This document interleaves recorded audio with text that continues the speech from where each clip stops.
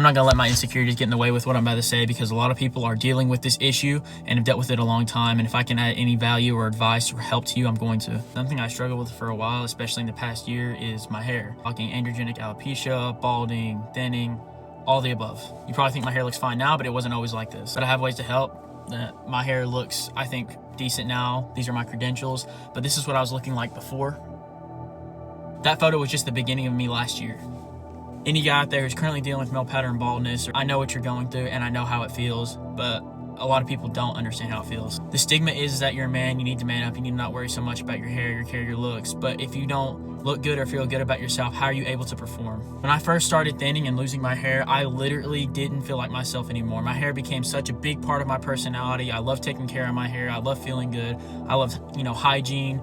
I just love taking care of myself and feeling good about myself. Once I started to lose my hair didn't look as good as I, thought it did, and I started thin. I literally, to sound dramatic, I didn't feel like myself anymore. I used to get compliments left and right about my hair, how it looked good, and I was just used to that. I made it such a big part of my personality. I just didn't feel the same way anymore. It's one of those things that you just never think could happen to you. You see it on older people, middle-aged people, but I was sitting there at 20 years old and I was losing my hair. I don't want this to be a yap fest, but I want you to understand that if you are going through this, you're not alone. The best advice I can offer you is a DHT blocker.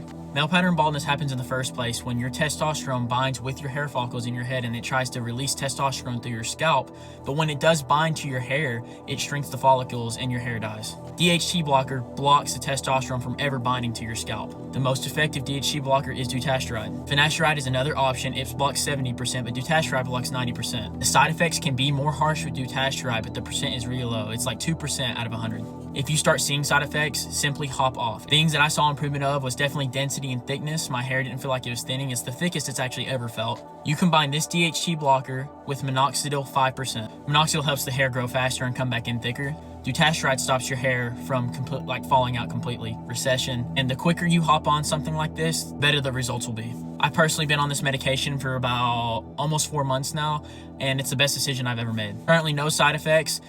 And what people don't talk about enough, when you start medication do this like this, you start to feel like your old self again. I had personality fraud. I did not feel like myself. Something about me always felt off.